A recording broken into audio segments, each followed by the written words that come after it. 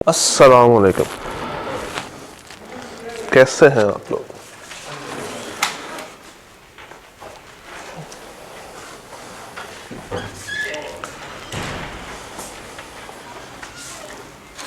Thank you.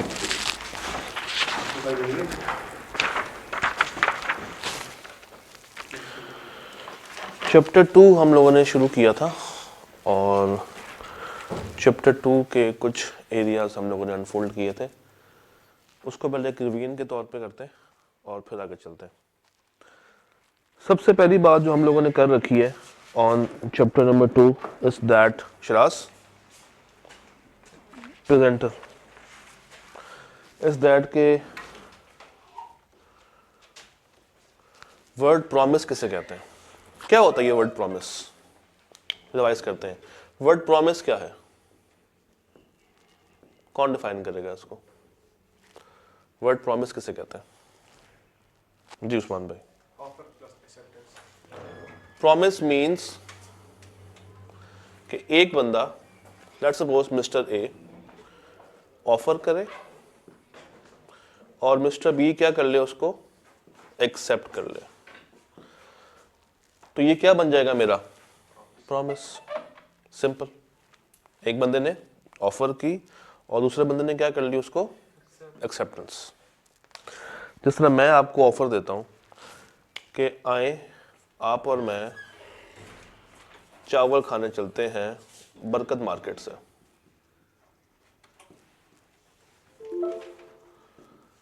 तो अगर आप इसको क्या कर लें, एक्सेप्ट कर लें, तो ये मेरी तरफ से आपको क्या बन जाएगा, एक वादा बन जाएगा, जिसमें सिर्फ फायदा किसको हो रहा है? आपको।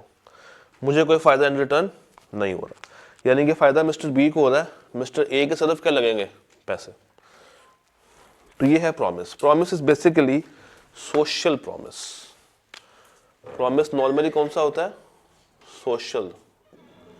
और सोशल कहते हैं किस चीज को? सामाजिक। सिंपल सी डेफिनेशन। जो बंदा ऑफर दे रहा है उसको हमने क्या नाम दिया था? इसको हमने कहा था ये कौन है? ऑफरर। और जो बंदा एक्सेप्टेंस दे रहा है ये कौन है? ऑफरी। इसका एक और नाम भी था, प्रोमिजर। इसका भी एक और नाम था, प्रोमिजी। तो सिंपल अगर मैं डेफिनेशन दूं प्रॉमिस की, तो एक ऑफर जब एक्सेप्ट हो जाए वो क्या बन जाता है? प्रॉमिस। जिसमें कंसिडरेशन सिर्फ एक ही पार्टी को मिल रही होती है, बेनिफिट सिर्फ एक ही पार्टी को ट्रांसफर हो रहा है। यहां पे बेनिफिट किसको मिल रहा है? मिस्टर बी को। तो mister B is having consideration, और किससे मिल रही है? From mister A. From mister A. याद है? क्लियर? अगली चीज, प्रॉमिस के बाद हमने कहानी को आगे पहुंचाया था और वर्ड देखा था कौन सा? एग्रीमेंट। वर्ड क्या था? एग्रीमेंट। प्रॉमिस को हम एग्रीमेंट में कैसे कन्वर्ट कर सकते हैं? जब दोनों पार्टीज को क्या ट्रांसफर हो रही हो? कंसिडरेशन मिल रही हो। तो अगर ए को इन रिटर्न बी बोतल पिलाए और बी को ए क्या खिलाए? चावल खिलाए, this now becomes a agreement. फर्क क्या है between promise and agreement? Consideration is now two way. Consideration is moving two way, दो तरफा है। और प्रॉमिस में क्या थी? एक तरफा थी, सिर्फ बी को मिल रही थी, ए को इन रिटर्न कुछ भी नहीं मिल रहा था। तो अगर मुझे एग्रीमेंट बनाना है तो मुझे प्रॉमिस चाहिए होगा। एग्रीमेंट बनाने के लिए मुझे क्या चाहिए? प्रॉमिस चाहिए, और इस प्रॉमिस के साथ क्या चाहिए? कंसिडरेशन चाहिए। और कंसिडरेशन चाहिए कौन सी? टू वे कम्युनिकेशन, और टू वे कंसिडरेशन चाहिए, तो क्या बन जाएगा? सिंपल एग्रीमेंट बन जाएगा। और अगर मुझे एग्रीमेंट से क्या बनाना है, कॉन्ट्रैक्ट बनाना है। तो अब इस एग्रीमेंट को मैं इन्फोर्स नहीं करवा सकता। अगर कोई भी एक पार्टी बैकआउट कर जाती है तो मैं उसको लेके अदालत में नहीं जा सकता, मैं उसको परफॉर्मेंस पूरे करने के लिए मजबूर नहीं कर सकता। उस वक्त करूंगा जब ये एग्रीमेंट मेरा लीगली एनफोर्स करे पार्टीज को। और पार्टीज कौन सी यहां पे, ए और बी। अगर ये एग्रीमेंट मैंने रिटन फॉर्म में किया हो, स्टाम्प पेपर पे किया हो, और ये एक बिजनेस ट्रांजैक्शन हो, क्या हो, बिजनेस ट्रांजैक्शन हो, तो सर उस वक्त ये एग्रीमेंट किस में कन्वर्ट हो जाएगा, कॉन्ट्रैक्ट में। यानी कि सोशल प्रॉमिस यहां भी नजर आ रहा, ठीक, और जो आपका कॉन्ट्रैक्ट होता है वो नॉर्मली सोशल नहीं होता, वो किस वर्ड में होता है, वो बिजनेस की सेंस में चल रहा होता है। तो कॉन्ट्रैक्ट बनाने के लिए फॉर्मूला क्या बनेगा, contract is equal to agreement plus plus legal binding, agreement plus legal binding. याद है, क्लियर है? 3 लफ्ज पढ़े हैं, एक पढ़ा है प्रॉमिस, एक पढ़ा है एग्रीमेंट और एक पढ़ा है कॉन्ट्रैक्ट। तीनों को अगर आपको मैं स्क्रीन पे दिखाऊं तो promise, when the person to whom the proposal is made signifies his assent, the proposal is said to be accepted। जब एक बंदे को आप ऑफर करें और वो आपकी ऑफर को कबूल कर ले तो ये क्या बन जाएगा, प्रॉमिस। पार्टीज कौन सी हैं, ऑफरर, ऑफरी, प्रॉमिसर या प्रॉमिसी। वो एग्रीमेंट जिसमें दोनों तरफा क्या हो, कंसिडरेशन, वो प्रॉमिस जिसमें दोनों तरफा क्या हो, कंसिडरेशन, ये क्या बन जाएगा। और वो एग्रीमेंट जिसको मैं इन्फोर्स करवा सकता हूं बाय लॉ, कोर्ट के पास जाके इसको पूरा करवा सकता हूं, ये क्या बन जाएगा, कॉन्ट्रैक्ट। और ये हमने इसकी इक्वेशन देखी थी, proposal plus acceptance becomes promise plus consideration becomes, और agreement plus legal binding contract. फिर ये कम्युनिकेशन एक्सप्रेस वे में भी हो सकती है और इम्प्लाइड वे में भी हो सकती है। एक्सप्रेस वे की कम्युनिकेशन कैसी होती है, एक्सप्रेस वे, अगर एक्सप्रेस कम्युनिकेशन की बात करें तो ये एक्सप्रेस कम्युनिकेशन या रिटन फॉर्म में होगी या वर्बल फॉर्म में होगी। Verbal means oral, verbal means oral, और रिटन मीन्स कागज के ऊपर लिखा हुआ। और अगर मैं इम्प्लाइड की बात कर रहा हूं तो इम्प्लाइड कम्युनिकेशन कैसे होगी, इम्प्लाइड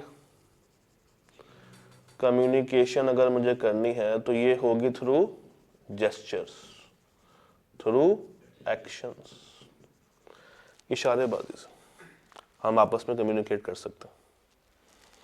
तो एक्सप्रेस वे में या इम्प्लाइड वे में। डन यहां तक।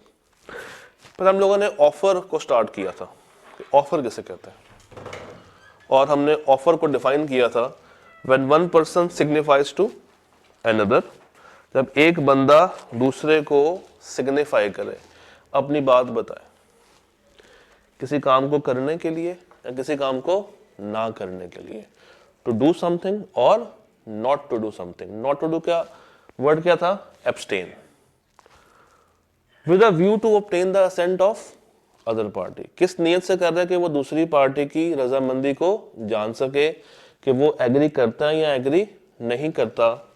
हम कहेंगे कि एक बंदे ने दूसरे को क्या दे दी है, ऑफर दे दी है या प्रपोजल दे दी। तो ऑफर में याद रखिएगा, अगर मैं ऑफर को ब्रेक करूं इस डेफिनेशन को, तो सबसे पहले क्या है, when one person signifies to another. अब अगर आप गौर करें तो पहली लाइन में वो एक उसका फीचर भी बता रहा है कि कम से कम कितनी पार्टीज होनी चाहिए, 2, क्योंकि एक बंदा ऑफर करेगा किसी दूसरे बंदे को ही कर रहा होगा, तो there should be at least कितनी पार्टीज, 2 पार्टीज। और इनका नाम क्या होगा, एक बन जाएगी ऑफरर और एक क्या कहलाएगी, ऑफरी। एक ऑफरर होगा और एक ऑफरी होगा। सर जी ऑफर किसी काम को करने के लिए भी हो सकती है और किसी काम को ना करने के लिए भी हो सकती है, और नॉट टू डू का वर्ड क्या हम यूज करते हैं, abstain. Offer can be made to do something and offer can be made to stop someone from doing something. जिस तरह कल हम लोगों ने बात की थी कि आपने पैसे दिए वॉचमैन को कि तुमने सोना नहीं है और ना सोने के मैं तुम्हें पैसे पे करूंगा, तो एब्सटेन फ्रॉम डूइंग समथिंग। ऐसा क्यों कर रहे हैं कि हम उसके क्या हासिल करना चाहते हैं, असेंट। हम उसके क्या हासिल करना चाहते हैं, असेंट। और असेंट का मीनिंग क्या होता है, रजामंदी। हम हासिल करना चाहते हैं उसकी असेंट, कि वो एग्री करता है या एग्री नहीं करता। एग्री करेगा तो मैं क्या कहूंगा, मेरी ऑफर क्या हो गई है, और अगर एग्री नहीं करो तो मैं क्या होऊंगा, मेरी ऑफर क्या हो गई है, रिजेक्ट। एग्री कर गया तो ऑफर एक्सेप्ट, एग्री नहीं कर रहा तो ऑफर रिजेक्ट। कोई मुश्किल बात। फिर हमने कल पढ़ा था कि ऑफर को क्या करना जरूरी है, कम्युनिकेट करना जरूरी है। अगर आप ऑफर बना के दिल में रख लेंगे और दूसरे पार्टी तक पहुंचाएंगे नहीं, तो क्या कभी भी कॉन्ट्रैक्ट बन सकता है, नहीं। तो ऑफर के लिए कम्युनिकेशन इज अ मस्ट। एक ऑफर के लिए क्या सबसे ज्यादा जरूरी है, उसको कम्युनिकेट करना। फिर जो आप ऑफर कर रहे हैं that should be certain and definite. क्या होनी चाहिए, सर्टन और, यानी कि जो आपने ऑफर की है वो पक्की ऑफर हो, उसमें किसी भी तरह का कोई इबाहम, कोई कंफ्यूजन, कोई परेशानी नहीं होनी चाहिए। जो चीज़ आपने खरीदनी है, जो चीज़ आपने बेचनी है, जितनी क्वांटिटी में लेनी है, जिस क्वालिटी की चाहिए, आपको सारी बातें बतानी चाहिए। अगर आपने सारी बातें कम्युनिकेट नहीं की तो वो कभी भी वैलिड ऑफर नहीं कहलाएगी, वो कभी भी वैलिड ऑफर नहीं कहलाएगी। अगर आप ऐसी ऑफर कर रहे हैं जिसमें इंफॉर्मेशन हासिल की जा रही है, तो उसको हमने कल एक नाम दिया था, क्या नाम था, इनविटेशन टू ऑफर। एक ऐसी ऑफर जिसमें सिर्फ आप क्या ले रहे हैं, इंफॉर्मेशन हासिल कर रहे हैं, तो उसका नाम क्या था, invitation to offer. Invitation to offer. और ये ऑफर से किस तरह फर्क है, इसका डिफरेंस क्या था ऑफर के साथ, इसमें सिर्फ आप इंफॉर्मेशन को पास ऑन कर रहे हैं। और इनविटेशन टू ऑफर का मतलब ये होता है कि जब तुम्हें सारी इंफॉर्मेशन मिल जाएगी, तुम आगे हमें क्या दोगे, ऑफर।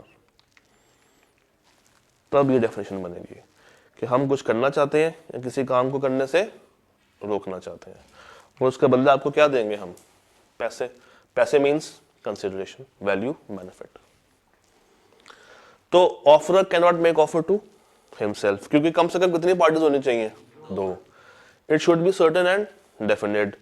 क्या इसमें ऑफरर जो ऑफर कर रहा है कोई कंडीशंस वगैरह ऐड कर सकता है, जी कर सकता है। और अगर उसने कोई कंडीशंस ऐड की हैं तो वो सारी कंडीशंस उसको कम्युनिकेट करनी पड़ेंगी, किसको, ऑफरी को। तो कम्युनिकेशन भी जरूरी है। और कम्युनिकेशन कब पूरी होती है, जब दूसरी पार्टी के नॉलेज में आ जाए, दूसरी पार्टी के नॉलेज में आ जाए। और अगर मैं खत की बात करूं तो कम्युनिकेशन कब पूरी होगी, जब खत पहुंच जाए, जब खत मेरा पहुंच जाता। इतनी बात से कोई सवाल, कोई मसला, कोई परेशानी, यहां तक क्लियर है, पक्की बात है। वो वाला कागज खोले जो कल आपको दिया था।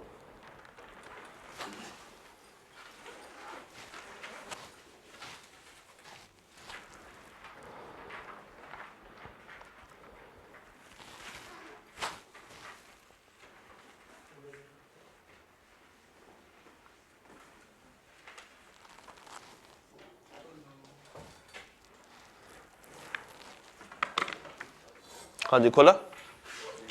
इसमें हम लोगों ने कल कहाँ तक कर लिया था, सवाल नंबर नहीं, क्लास में कहाँ तक किया था, 9 तक कर लिया था। इन 9 में तो कोई प्रॉब्लम नहीं है, सिंपल है। सवाल नंबर 10 देखते हैं। Salman purchased a horse from Irfan and promised to buy another if the first horse proves to be lucky. वो कहता है कि मैं दूसरा घोड़ा उस वक्त बाय करूंगा जब पहला घोड़ा मेरे लिए क्या साबित हो जाएगा, लकी साबित होगा। Salman refuse to buy the second horse. क्या ये ऑफर वैलिड है? वैलिड नहीं है, क्योंकि कंडीशन कौन इंपोज कर सकता है, ऑफरर या ऑफरी? ऑफरर। ऑफरर। ऑफरी अपनी तरफ से कोई कंडीशन ऐड नहीं कर सकता, तो ये ऑफर वैलिड नहीं होगी, ये ऑफर वैलिड नहीं होगी।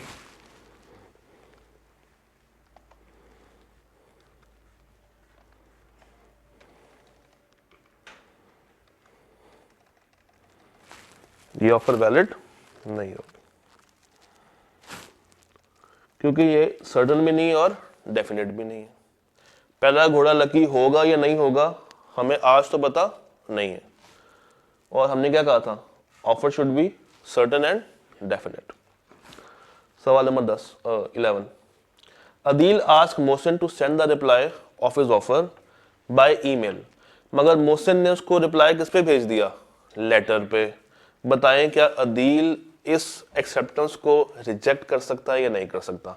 मेरा आपसे पहला सवाल है, पहला सवाल, इस सवाल नंबर 11 में ऑफरर कौन है? अदील ने मोहसिन को कहा है,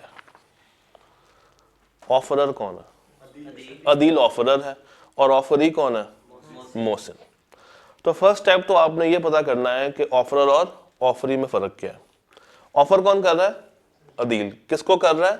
मोहसिन को। और ये जो अदील भाई साहब कह रहे हैं कि मुझे जवाब किस में चाहिए, ईमेल में चाहिए, क्या मैं इसको स्पेशल कंडीशन कह सकता हूं, एक स्पेशल टर्म कह सकता हूं?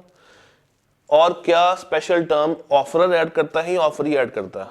ऑफरर ऐड करता है। तो यहां पे ऑफरर कौन है? अदील, तो वो ऐड कर सकता है। तो मोहसिन को क्या चाहिए था कि उसकी बात को मानता, उसने उसकी बात मानी नहीं, उसने मेल का जवाब किस पे दे दिया, लेटर पे दे दिया। तो इसका मतलब है कि उसने गलत किया, उसने मोड अपना चेंज कर दिया, जो कि चेंज उसको करना नहीं चाहिए था। क्या अब अदील जो कि ऑफरर है उसकी इस एक्सेप्टेंस को रिजेक्ट कर सकता है? कर सकता है, बिल्कुल कर सकता है, क्योंकि ऑफर को एज इट इज कबूल करना जरूरी है। ऑफर को एज इट इज कबूल करना जरूरी है। अगर दूसरी पार्टी उस ऑफर में अपनी पसंद से कुछ चीजें प्लस माइनस कर दे तो हम उसको कहते हैं काउंटर ऑफर। क्या कहते हैं? Counter offer. जैसे फॉर एग्जांपल, मैं यहां से बरकत मार्केट जाना चाहता हूं, मैंने रिक्शे वाले को रोका, उसको मैंने कहा यार बरकत मार्केट जाना, मुझे ड्रॉप कर दो। कहता सर 200 रुपया दे दें। अब मैंने उसको ऑफर दी है कि मैंने कहा जाना है बरकत मार्केट और कितने पैसे दूंगा, 200। कहता है नहीं सर 200 तो बहुत कम है, तो आप ऐसा करें 300 रुपया दे दें, मैं आपको छोड़ा दूं। क्या उसने 200 रुपये की ऑफर मेरी मान ली? नहीं। उसने 200 रुपये की ऑफर कबूल कर ली? नहीं। वो ऑफर उसने क्या कर दिया, रिजेक्ट। मैं कौन था? ऑफरर, जो ऑफर कर रहा है। वो कौन था? ऑफरी, जिसको ऑफर की गई थी। अब उसने जब रिजेक्ट कर दी, साथ ही उसने बोला कि सर 200 तो कम है, 300 में छोड़ आता हूं, तो 300 रुपये की ऑफर वो कर रहा है या मैं कर रहा हूं? तो पार्टीज अब वो कौन है, ऑफरर या ऑफरी? ऑफरर। और मैं कौन बन गया? ऑफरी। तो काउंटर ऑफर जब होती है ना, पार्टीज को स्वैप कर देती है। ऑफरर क्या बन जाएगा? ऑफरी। और ऑफरी क्या बन जाएगा? ऑफरर। तो काउंटर ऑफर से पार्टीज क्या हो जाती हैं? स्वैप हो जाती हैं। और ये उस वक्त होती है जब आपकी ऑफर मनोवन एक्सेप्ट नहीं होती। दूसरा बंदा अगर उसमें चेंजेस ले आए तो उसको हम वैलिड एक्सेप्टेंस नहीं कहते, ये बात याद रखिएगा। दूसरा बंदा जब उसमें क्या ले आए, चेंजेस ले आए, अपनी पसंद से कुछ कर दे, तो ये वैलिड एक्सेप्टेंस काउंट नहीं होती। वैलिड एक्सेप्टेंस के लिए जरूरी क्या है कि दूसरा बंदा उसको मनोवन 100% एज इट इज एग्री करे, उसमें कोई चेंज लेके ना आए, उसमें कोई चेंज लेके ना आए। चले इसी की मिसाल लेके चलते हैं। इसने कहा था जवाब किसमें देना, ईमेल में, कंडीशन ऐड कर दी थी, इसने जवाब किसमें दे दिया, लेटर में। अब ऑप्शन है किसके पास, अदील के पास। अगर तो वो इस क्वालिफाइड एक्सेप्टेंस को मान जाता, कहता चलो कोई बात नहीं, मैं लेटर में भी कबूल कर लेता हूं, और ये बड़ा ही एक बड़े दिल का मालिक है, तो ये एक्सेप्टेंस कबूल कर सकता है। बट अगर ये जिद लगा ले कि मुझे जवाब किस में चाहिए, सिर्फ और सिर्फ ईमेल में चाहिए, तो फिर ये उसको रिजेक्ट भी कर सकता, मानने को मान भी सकता है और मानने को इनकार भी कर सकता है। अगर तो मान ले कि भाई लेटर में जवाब आ गया, चलो कोई बात नहीं, उस टाइम पे ये बिजी होगा, नेट नहीं होगा, ईमेल करना पॉसिबल नहीं होगा, कोई भी रीजन हो सकती है। कबूल करना चाहे तो लेटर को कबूल कर सकता है, ऑप्शन होती है, और अगर नहीं कर रहा कबूल तो इसको हम फोर्स नहीं कर सकते, इसकी चॉइस पे है। ये चॉइस कब डेवलप हुई है, जब दूसरी पार्टी ने ऑफर को मनोवन कबूल नहीं किया, या दूसरी पार्टी ने ऑफर को मनोवन कबूल नहीं किया। एक आपको मैं एक और एग्जांपल देता हूं। मैंने अपना लैपटॉप बेचना है, फर्स्ट करें लैपटॉप मैंने सेल करना है, कितने का करना है, 50,000 का। मैंने ऑफर की आपको कि मैं अपना लैपटॉप बेचना चाहता हूं 50,000 रुपये का, क्या तुम मेरे से मेरा लैपटॉप खरीदोगे। आपने कहा जी सर मैं खरीदूंगा, और ये रहे 30,000, बाकी 20,000 मैं आपको 4 किस्तों में दे दूंगा, 5-5 हज़ार रुपये करके। तो मेरी ऑफर में किस्तें थी नहीं, मेरी ऑफर में क्या था, कैश, 100% पैसा उसी वक्त आएगा और मैं आपको लैपटॉप उसी वक्त दे दूंगा। बट आपने मेरी ऑफर को मनोवन कबूल किया नहीं, आपने अपनी कंडीशन बीच में ऐड कर दी, कौन सी, किस्तों की, इंस्टॉलमेंट्स की। अब जब आपने ये टर्म्स को चेंज कर दिया तो मेरे पास अब ऑप्शन है कि मैं आपकी इस एक्सेप्टेंस को मानूं या ना मानूं। अगर मान लूंगा तो मैं लैपटॉप आपको दे दूंगा, 30,000 आपसे लेके आप मुझे बाकी 4 महीनों में किस्तें पूरी कर देंगे। और अगर मैं रिजेक्ट कर दूं तो मेरे पास ये राइट है, क्योंकि आपने मेरी ऑफर मनोवन कबूल नहीं की, तो ये लैपटॉप में आपको सेल फिर नहीं करूंगा। और अगर मैं इनको सेल नहीं कर रहा तो क्या मैं कसूरवार हूं, क्यों नहीं हूं, क्योंकि वो offer as it is accept कभी हुई नहीं थी, प्रॉमिस बना ही नहीं था, और उससे कोई वैलिड कॉन्ट्रैक्ट की शक्ल इख्तियार नहीं हुई थी। और अगर हुई होती, आपने कहा होता ठीक है सर ये रहे 50,000 रुपये, और पैसे लेने के बाद मैं इनको लैपटॉप ना देता, तो फिर मैं कसूरवार होता, फिर मैं कौन सी पार्टी बनता, डिफॉल्टिंग पार्टी। और ये कौन सी पार्टी होते हैं, एग्रीव्ड पार्टी। डन। तो इतना आपको सोचना पड़ेगा सवाल के अंदर कि चल गया रहा है, मामला क्या चल रहा, करेंगे प्रैक्टिस इंशाल्लाह। अच्छा जी, Iqbal displays goods for an auction. Iqbal भाई ने सामान लगा दिया है ऑक्शन के ऊपर, ऑक्शन कहते हैं सेल के ऊपर। क्या ये ऑफर है, नहीं, ये इनविटेशन टू ऑफर है कि आओ और आगे मुझसे पूछो कि ये चीज कितने की है। जब अगला बंदा आगे पूछेगा तो उस वक्त ऑफर बनेगी। सिर्फ सामान प्रेजेंट कर देना इज नॉट कंसिडर्ड ऑफर। हाँ, अगर इसके साथ प्राइस टैग लगा होता और प्राइस फिक्स होती फिर ऑफर बन जाती, और अगर प्राइस फिक्स नहीं है तो ये ऑफर भी नहीं होगी। क्वेश्चन नंबर 13 देखें। Goods were displayed in a departmental store for sale and self service system. One customer selected an item. अब बताएं ये इनविटेशन है या ऑफर टू बाय है?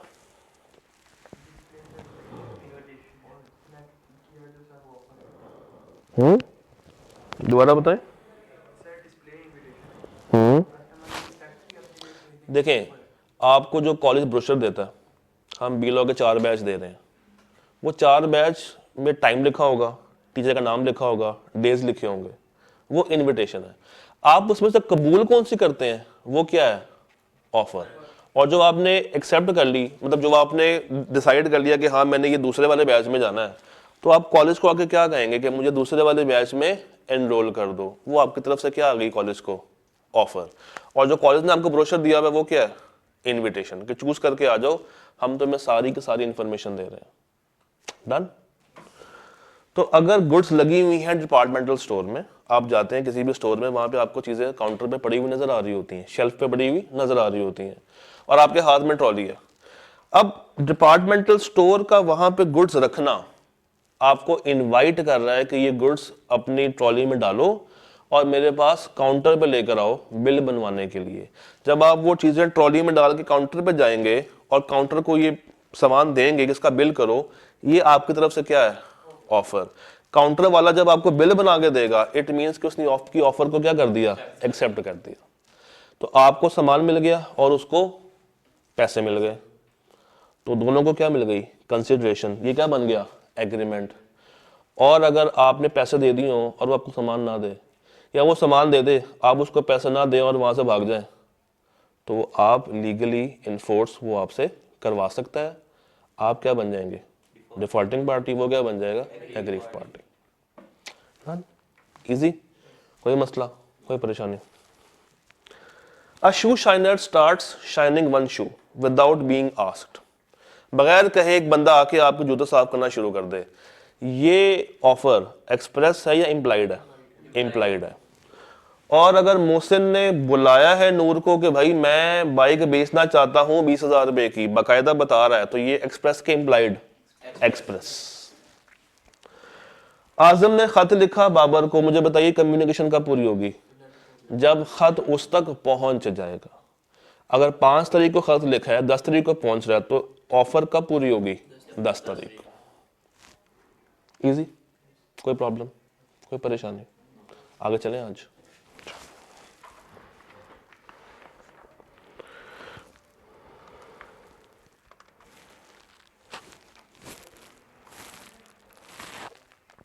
अच्छा जी, अब हमने ये 6 बातें देखनी है। हमें समझ आ गई कि प्रॉमिस क्या है, एग्रीमेंट क्या है, कॉन्ट्रैक्ट क्या है और ऑफर क्या है।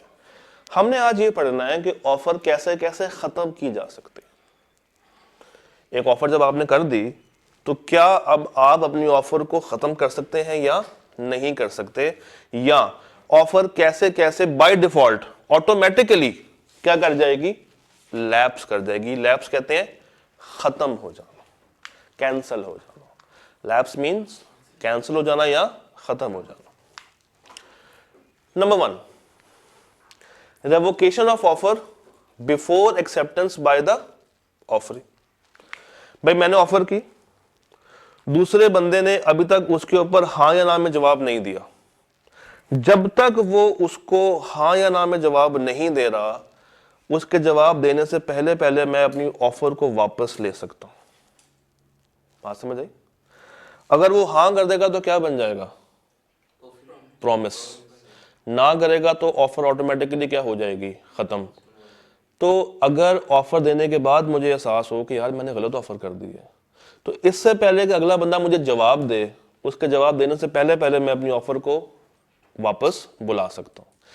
ये ऐसा ही है कि आपने व्हाट्सएप पे एक मैसेज किया, फिर आपको याद आया कि नहीं यार गलत कर दिया, तो आप मैसेज क्या कर देंगे, डिलीट कर देंगे। आपने अपनी उस दी हुई ऑफर को क्या कर दिया है, लैप्स कर दिया है, खत्म कर दिया है, रिवोक कर दिया है। चैप्टर का नाम क्या है, ऑफर एक्सेप्टेंस एंड रेवोकेशन। तो आप अपनी ऑफर को खुद से रिवोक कर सकते हैं बिफोर एक्सेप्टेंस। पहला पॉइंट समझ आया? एक्सेप्टेंस या रिजेक्शन से पहले पहले एक ऑफरर अपनी ऑफर को खुद ही से रिवोक कर सकता है। नंबर 2, बल्कि 2 नहीं, नंबर 6, नॉन एक्सेप्टेंस या एक्सप्रेस रिजेक्शन। अगर एक बंदा ऑफर करे और दूसरा बंदा उसको इनकार कर दे, तो क्या ऑफर बरकरार रहेगी, खत्म हो जाएगी, लैप्स कर गई। तो ऑफर एक्सेप्ट करने से भी लैप्स हो जाएगी, रिजेक्ट करने से भी लैप्स हो जाएगी, और बिफोर एक्सेप्टेंस या बिफोर रिजेक्शन अगर मैं चाहूं तो अपनी ऑफर को वापस अपने पास बुला सकता हूं। तो 3 बातें की हैं। नंबर 1, जब ऑफर एक्सेप्ट होगी तो क्या बन जाएगा, प्रॉमिस। अब वो ऑफर नहीं है, क्या बन चुकी है, प्रॉमिस। ऑफर मेरी क्या हो गई है, लैप्स। ऑफर दी और दूसरे बंदे ने उसको क्या कर दिया, एक्सप्रेस रिजेक्शन दे दी, उसने मेरे ऑफर को कबूल नहीं किया, ऑफर क्या हो गई है बेचारी, लैप्स। और अगर ऑफरर चाहे तो एक्सेप्टेंस या रिजेक्शन से पहले पहले खुद उसको वापस बुला सकता। 3 बातें ओके, पक्की बात। Point number 4, non fulfilment of condition precedent to offer. अभी हम लोगों ने बात की है कि अगर आपने ऑफर में कोई कंडीशन ऐड की हुई है और दूसरा बंदा उस कंडीशन को फॉलो नहीं करता, अपनी तरफ से कोई चीज ऐड कर देता है। आपने कहा था खत, उसने भेज दिया ईमेल। आपने कहा था ईमेल, उसने भेज दिया खत। आपने कहा था कि मुझे सामान 30 तारीख तक पहुंच जाना चाहिए, वो सामान लेकर आ गया 5 तारीख को। तो उसने आपकी ऑफर को मनोवन कबूल नहीं किया। तो अगर दूसरा बंदा कंडीशन को पूरी नहीं कर रहा तो ये माना जाएगा कि आपकी ऑफर कबूल मनोवन नहीं हुई। आपकी ऑफर कबूल मनोवन नहीं। मनोवन कहते हैं एज इट इज। मनोवन कहते हैं एज इट इज। तो ऑफर को एज इट इज कबूल करना जरूरी है। Point 5, counter offer. अभी बात करके हटे, क्या थी काउंटर ऑफर, जरा बताएंगे। काउंटर ऑफर क्या होती है? एक बंदा ऑफर करता है, दूसरा बंदा उस ऑफर को चेंज कर देता, तो पार्टीज आपस में क्या हो जाएंगी, स्वैप। ऑफर क्या बन जाएगा, ऑफरी क्या बन जाएगा, ऑफरर। रक्षा वाले को कहा बर्तन मार्केट जाना है, 300 रुपया दूंगा। वो कहता है सर सफर लंबा है, 500 रुपये से कम नहीं लूंगा। तो मैंने 300 रुपये की क्या दी थी उसको, ऑफर। उसने 300 रुपया रिजेक्ट करके मुझे नई ऑफर दे दी, कितने की, 500 की। अब ऑफरर कौन है, मैं कौन हूं, पहले ऑफरर कौन था, मैं। ऑफरी कौन था, अच्छा उसने कहा 500, मैंने कहा यार 500 बहुत ज्यादा है, 400 में चलोगे। अब पार्टीज फिर से स्वैप हो जाएंगी। 300 की उसने काउंटर किया, उसका 500 का मैंने काउंटर किया। अब मैंने क्या नई ऑफर दी उसको 400 की। अब ऑफरर कौन है, ऑफरी कौन है, रिक्शे वाला।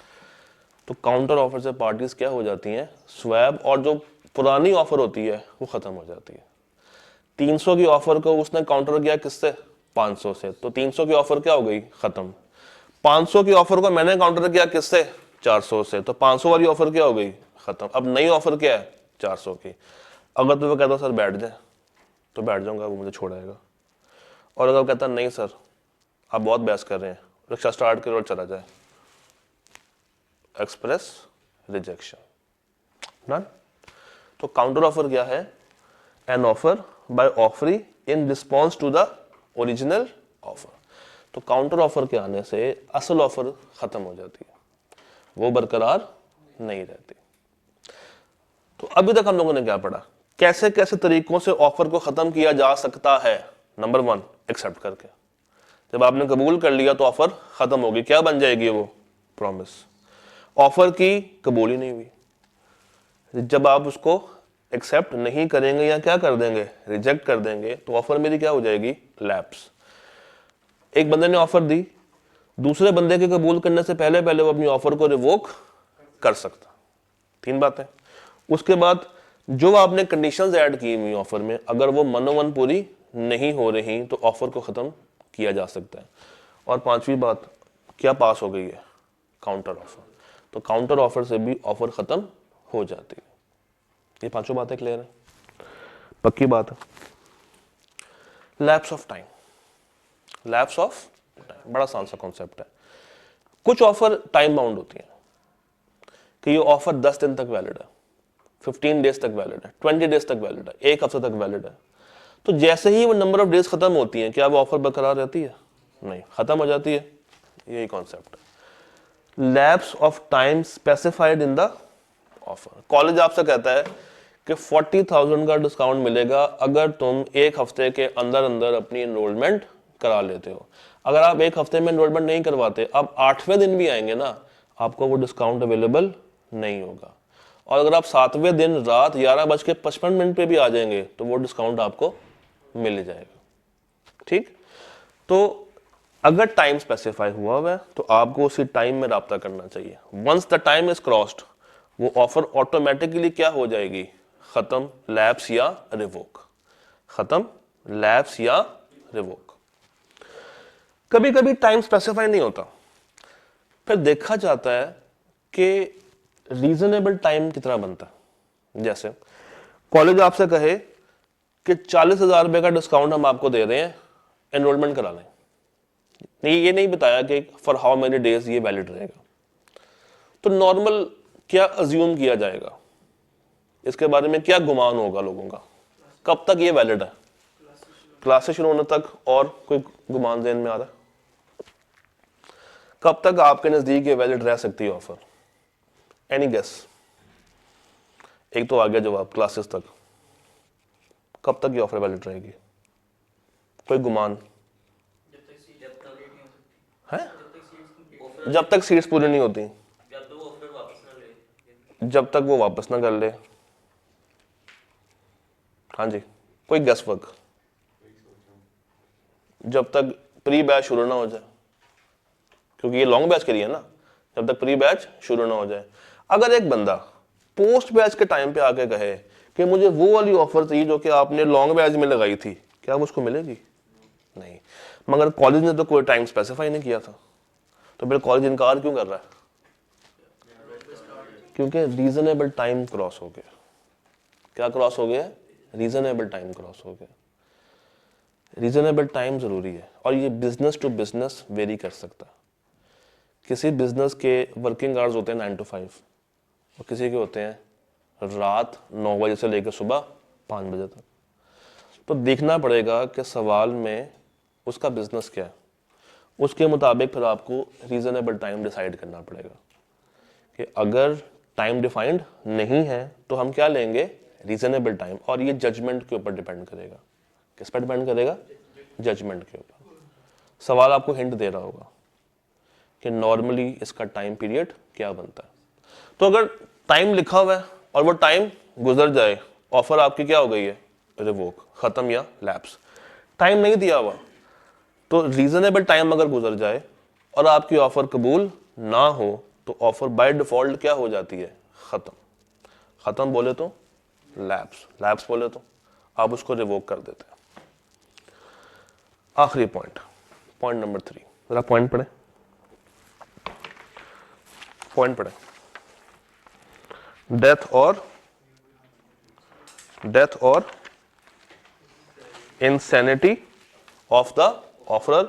अगर ब्रैकेट में देखें, इफेक्ट ऑफ हिज डेथ और insanity comes to the knowledge of the acceptor before acceptance. इस पॉइंट को समझते हैं। आपके पास जो कागज आया हुआ है, क्वेश्चन नंबर 23 देखें। क्वेश्चन नंबर 23 जरा पढ़े, सवाल number 23।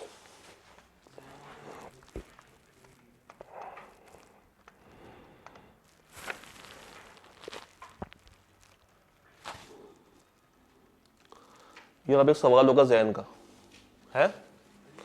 Jain offered Dawood his car for ₹3 million on 15 January. ये 15 जनवरी कौन सी डेट है? ऑफर की या एक्सेप्टेंस की? ऑफर की डेट है। जैन ऑफर कर रहा है दाऊद को कि वो अपनी गाड़ी बेचेगा 3 मिलियन की। कब? 15 जनवरी को ये ऑफर गई है। जैन की डेथ हो गई है कब? 18 जनवरी। ये जैन ऑफरर था या ऑफरी था? ऑफरर था। दाऊद ने उसकी एक्सेप्टेंस कबूल कर ली है 20 जनवरी को, यानी कि डेथ होने के बाद दूसरी पार्टी ने उसकी ऑफर को क्या कर लिया है? कबूल कर लिया। When he became aware of his death, इस लाइन को अंडरलाइन करें। When he became aware of his death, when he became aware of his death, हो गया अंडरलाइन? हो गया? पक्की बात है। अच्छा, can the offer be accepted under given circumstances? Rule क्या है? रूल देखें। जैन ने ऑफर की। जैन कौन है? ऑफरर। दाऊद कौन है? ऑफरी। ऑफर किस चीज की है? एक बंदे को गाड़ी मिलेगी, इन रिटर्न क्या मिलेगा? 3 मिलियन। ऑफर किस डेट पे हो रही है? 3 दिन के बाद जैन की डेथ हो गई। और ये जानते हुए कि जैन की डेथ हो गई है, दूसरी पार्टी ने उसको क्या कर लिया है, कबूल। कबूल कब कर, डेथ के पहले या डेथ के बाद, डेथ के बाद। और जो बंदा कबूल कर रहा है, जो ऑफरी है, उसको पता है कि इसकी डेथ हो चुकी है और ये जानते हुए उसने इसकी ऑफर कबूल कर ली है। लॉ कहता है कि अगर तो उसको इल्म था, अगर तो उसको इल्म था कि ऑफरर की डेथ हो चुकी है और इल्म होने के बावजूद ऑफरी उसकी पुरानी की हुई ऑफर को एक्सेप्ट कर रहा है, तो ऐसी एक्सेप्टेंस को हम नहीं मानते, ऐसी एक्सेप्टेंस को हम नहीं मानते। क्योंकि नॉर्मल रूल बताऊं क्या है, नॉर्मल रूल ये है कि अगर एक बंदा ऑफर करे और ऑफर करने के बाद उसकी डेथ हो जाए, या ऑफर करने के बाद वो पागल हो जाए, इनसेन हो जाए, दीवाना हो जाए, तो जब वो मर चुका है या जब वो इनसेन हो गया है, उसकी की हुई तमाम ऑफर खत्म हो जाएंगी। और अगर वो बंदा जिसको इल्म है कि अब इसकी डेथ हो गई है या अब ये दीवाना हो गया है, इनसेन हो गया है, पागल हो गया है, ये जानते हुए अगर वो उसको कबूल कर रहा है, तो ऐसी एक्सेप्टेंस हम वैलिड नहीं मानते, ऐसी एक्सेप्टेंस हम वैलिड नहीं मानते। ऑफर कब जारी थी, 15 को। डेथ कब हो रही है, कबूल कब कर रहा है, और when he became aware of his death।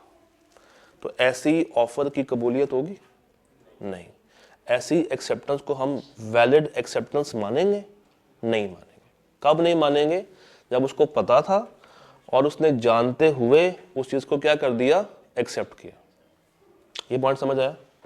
अब सवाल नंबर 24 पढ़े जल्दी से।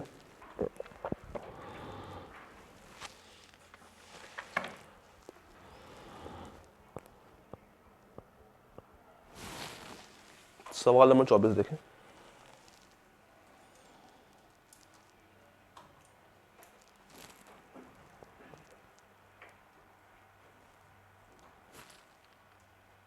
क्या कह रहा था ये सवाल, ये सेम सवाल है या फर्क सवाल है, क्या फर्क है। अब उसको इग्नोरेंस है, अब उसको नहीं पता कि ऑफर की डेथ हुई है या नहीं। अगर तो उसको नहीं पता तो लॉ उसको माफ कर देगा, फिर ये ऑफर की एक्सेप्टेंस मानी जाएगी।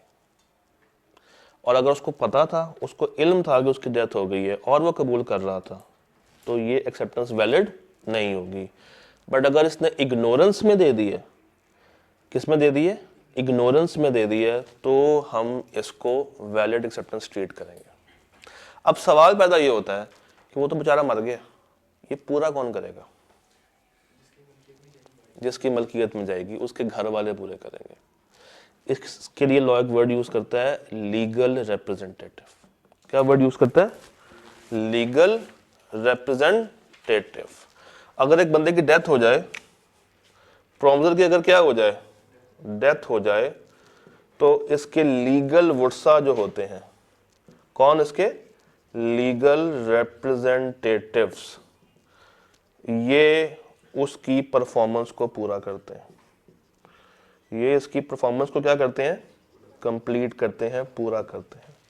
In case of death of promisor, in case of death of promisor फिर पूरा कौन करेगा इस वादे को, इस कॉन्ट्रैक्ट को, उसके लीगल रिप्रेजेंटेटिव्स। अब अगर आपको एग्जांपल समझ आ गई है तो पॉइंट भी समझ आ जाएगा। Let me take you back. अब पॉइंट नंबर 3 पढ़े जरा। डेथ और इंसैनिटी किसकी, ऑफरर की, ऑफरी की, ऑफरर की। If fact of his death comes to the knowledge of the acceptor या ऑफरी बिफोर एक्सेप्टेंस। अगर तो एक्सेप्ट करने से पहले उसको इल्म हो गया था कि इसकी डेथ हो चुकी है या ये पागल हो चुका है, और उस जानते हुए वो कबूल कर ले, तो ऐसी ऑफर की कबूलियत मानी नहीं जाएगी, क्योंकि उसकी डेथ के बाद ये ऑफर ऑटोमेटिकली क्या हो गई है, लैप्स। बट अगर उसको इल्म नहीं था और इग्नोरेंस में उसने एक्सेप्ट कर लिया, तो फिर लीगल वुर्सा को ये पूरा करना पड़ेगा। बताएगा बताएगा फिर लीगल वुर्सा को पूरा करना पड़ेगा। और अगर वो नहीं बता रहा ना, फिर आपका जवाब दो तरफा होगा।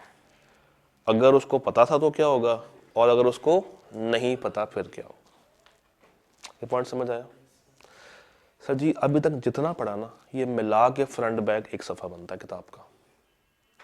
आपने शायद वो डिस्क्रिप्शन में जाके किताब को देखा हो, चैप्टर नंबर 2 को खोला हो, तो एक सफ़ा, सफ़े के ऊपर लिखा हुआ है एसेंशियल्स, और उसी के नीचे क्या लिखा हुआ है, लैब्स, और फ्रंट पेज पे क्या है, ऑफर और ये सारी बातें। डन। आपका होमवर्क ये है कि आपने सवाल नंबर 17 से लेके 26 तक देख कर आना है। 17 से लेके कहां तक, 26 तक देख कर आना है। और ऑफर हमारी पूरी होती है। कल किसके ऊपर बात करेंगे, गैस करें क्या होगा कल, एक्सेप्टेंस। डन। तो ऑफर आपकी पूरी हुई, कल किस पे बात होगी हमारी, कल मुलाकात करते हैं। तब तक के लिए अल्लाह हाफिज।